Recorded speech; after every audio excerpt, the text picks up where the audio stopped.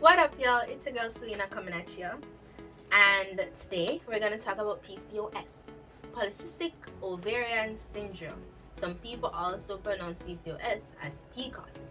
Alright, so the reason I'm talking about PCOS on my platform is because I am currently doing a research on PCOS. I discovered before doing my research, before starting my master's in epidemiology, that there are lots of women in Jamaica that suffer from PCOS, suffer from having PCOS, but they're not aware, and it's not a popular disease. Therefore, a lot of doctors might not have identified as quickly when a patient goes to them and talk about different symptoms that they may be having. Alright, so here today we're gonna have a little safe space moment, and we're gonna talk about PCOS.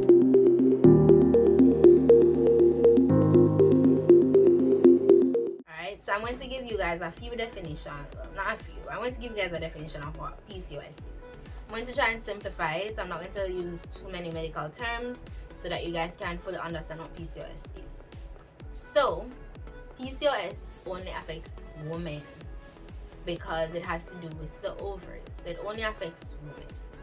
And the problem is, women with PCOS, they have a hormone imbalance. So women have a higher level of estrogen and progesterone, and when they have PCOS, they're not producing these hormones as they should, right? Therefore, their ovaries are not developing these eggs that they should, as they should, on a monthly basis, and they're not releasing those eggs, into the uterus through the fallopian tube, into the uterus as they should. Alright, so it's a few things: the hormone imbalance and their ovaries not developing the egg, and their ovaries not releasing the egg because it's not developed. Right? And there are a few things that come with this issue because it's a hormone imbalance problem. These hormones don't just affect your ovaries, it affects other things with women. So it affects their weight loss, their weight gain, it affects their sleep, it affects their blood pressure, it affects different aspects of their lives, right? So women with PCOS, they tend to have irregular periods because, of course, their egg is not being released as they should on a monthly basis. You might find that it's every other month they might get their period, or once a year, stuff like that. They tend to have problems with irregular periods. That's one sign that you may have PCOS, but it is not the only sign. And just because you have that one thing doesn't mean that you have PCOS, which is why it's so important to go to a doctor, tell them all your symptoms, and discuss with them, like, is it a possibility that I do have PCOS, and what can I do about it? Okay. The other thing that might come with having PCOS, another symptom of having PCOS, is having a lot of hair in places that women typically don't have a lot of hair. So they might have very hairy legs, a very hairy arm, they might have hair under their chin, hair growing, mustache, hair growing places that men normally grow a lot of hair, but not women. Alright, as I said, and it goes for every symptom. Just because you have one symptom does not mean that you have the disease. Okay, so it has to be like, a few of these symptoms for the doctor to say, okay, yes, you do have, polycystic ovarian syndrome. Alright, so the other symptom that you can use to see, so if you have an irregular period, you have a lot of hair going on around your body that is not there typically, those are two symptoms. If you have those two symptoms, try to find, okay, what's the other thing that I can say, okay, maybe I need to go to the doctor and find out if I have PCOS. The other thing is acne. So as a teenager, of course, you have acne, but as an adult, it's not it's not a regular normal thing for adults.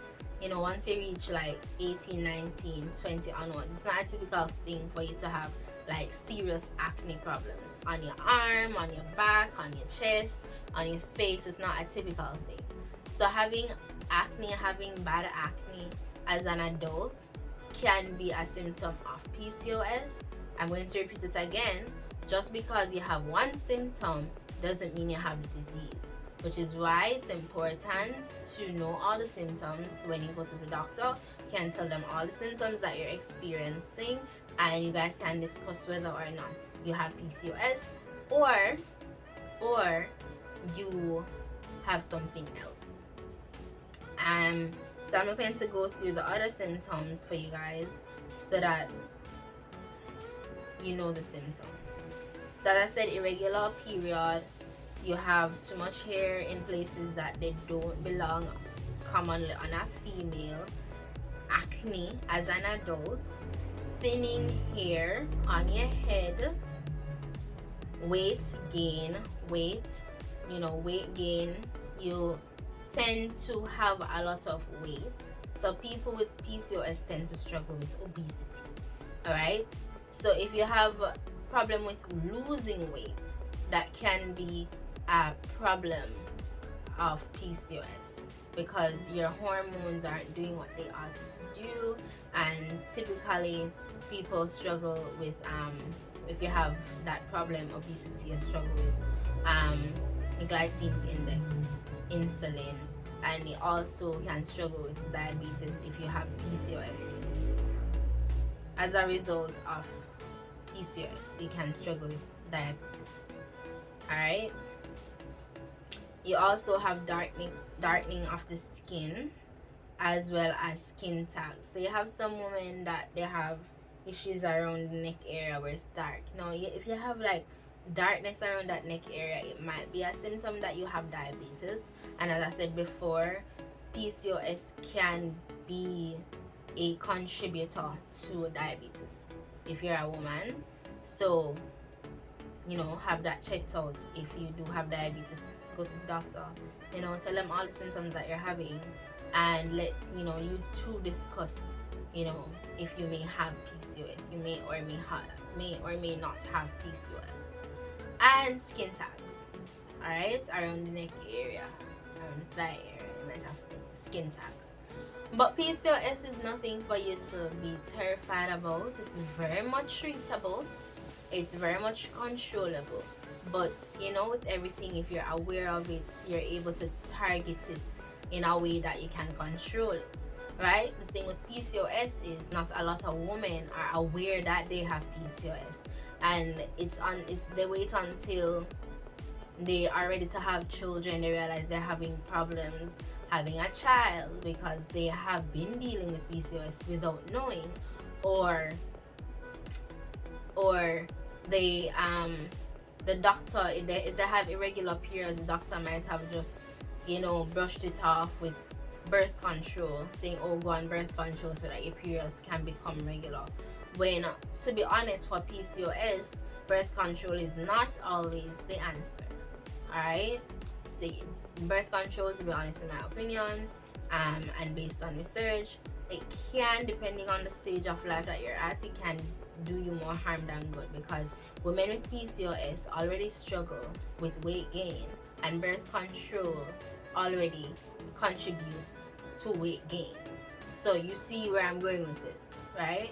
So if you don't know that you have PCOS and you're thrown on birth control because of irregular menstruation, you don't know how to control that weight gain, because it's not easy for women with PCOS to lose weight. You have to go through certain things as a woman with PCOS, and I'll talk about it, to actually lose the weight. So just keep those things in mind, which is why, as I said, if you know you're going through any of these symptoms, go to the doctor and tell them, can it be a PCOS problem? Is it possible that I might have PCOS? And there are different ways that doctors can find out if you have PCOS. You can do an ultrasound, they can take a look at your ovaries, and they might find cysts or scars on your ovary that can indicate that you have polycystic ovarian syndrome. They can also test your hormones to see if your hormone levels are out of whack, if your estrogen, your progesterone are out of whack, to tell if you have PCOS. So there are different things, there are different tests doctors can do to see if you have PCOS. But as I said, most doctors don't just jump to those conclusions. They more jump to the treatment before they jump to. They more so jump to giving you treatments before actually finding out the problem. So if you're dealing with irregular periods, if you're dealing with struggle with weight gain, if you're dealing with skin tags or darkening of the skin, too much hair in certain places it's not supposed to be, if you're dealing with acne, go to the doctor, discuss your symptoms, and ask them, is it a possibility that I might have PCOS? If them just jump and say no, ask them, because you can request medical procedures. So if you believe you have PCOS and the doctor is telling you that you don't have it without any test being done, you can either ask for a blood test to be done to test your hormones, or you can ask for an ultrasound recommendation to be done, so that you can know actually what's going on. Alright? But as I said, PCOS is nothing for you to be scared of. There are treatments out there. Birth control is a form of treatment for PCOS, but not all the time. So it depends on the stage of your life that you're at, that you would want to get birth control. If you're okay with getting birth control to control it, then fine. But there are other things. Sometimes you don't even need to really use medication to control your PCOS. Alright? So exercise is one thing. Exercise is very important for everybody. But for women with PCOS, exercise is important as well. Now, it is hard for women with PCOS to lose weight. But if you know what to do to lose the weight as a woman with PCOS, then you have a higher chance of, not going through a risk of having obesity and those stuff, because your risk of obesity is already high as a woman with PCOS. So if you have PCOS, you should be doing light exercises, light workouts. You shouldn't be putting too much pressure on your body, because your hormones are already out of whack. If you put too much pressure on your body, those hormones are going to become more out of whack, and we don't want that for you. Okay? So women with PCOS need to control how much intensity they put into their workouts. For women with PCOS personally, I would recommend stuff like yoga or Pilates, like lightweight Pilates. Stuff like probably light weightlifting, but not like a heavy body competition weightlifting. As well as cardio is good, but not to certain intensities. So, taking a walk in the morning is fine, or going at a slow pace on the treadmill, fine. But when it comes down to like running, no, that's not for you if you're a woman with PCOS, okay? The other thing that helps to maintain weight and to help lose weight for women with PCOS is your diet. If you're a woman with PCOS, you need to up your fibers. You need to eat a lot of fibers. Now, protein is important, but be careful the type of protein that you eat. So white meat for women with PCOS is very good, but try not to delve too much in the red meat. So like your beef and your mutton and those stuff. Seafood is also very good for women with PCOS. So like shrimps and lobster and fish, those stuff are very good for women with PCOS. So white meat like chicken breast, very good for women with PCOS, and seafood, very good. But your fiber intake is very important as a woman with PCOS, because it helps to control your feeling of fullness as a woman with PCOS. So you don't tend to overeat too much, or and it controls your insulin level as well. So ensure that you're eating your oats up, ensure that you're eating up your greens, ensure that you're eating those things that have a high fiber content. so that it controls your glycemic index. It gives you that sense of fullness so that you're not overeating, etc. Women with PCOS also, even though everyone should manage and maintain the amount of sugar that they eat, women with PCOS especially need to control their sugar intake. Yes, your sugar intake. So we did talk about glycemic index, therefore, of course, sugar. If you're eating or drinking too much sugar, then it's gonna spike. We don't want it to spike. Your hormones already aren't the most helpful thing for you. So you get where I'm going with this. You know, keep your sugar low. And those are the main things for diets for women with PCOS. You know, if you're on a weight loss program and you have PCOS, try not to starve yourself. I find that women with PCOS, they tend not to eat very well. They have very inconsistent eating habits. So if you're a woman with PCOS, try to maintain a consistent eating habit. If you're on a weight loss program, maintain a consistent calorie deficit. Don't go too low either with your calorie deficit. Do not go below 1,200 with your calorie deficit. And even if you go below 1,200, even if you go to 1,200 with your calorie deficit, make sure that it is being monitored by someone that has prior experience with weight loss, because eating at 1,200 is not the easiest thing to do, and it can really throw you off if you don't know what you should really eat at a 1,200 calorie deficit. So if you're a woman with PCOS, keep those dietary tips in mind, as well as the exercise tip in mind. Okay?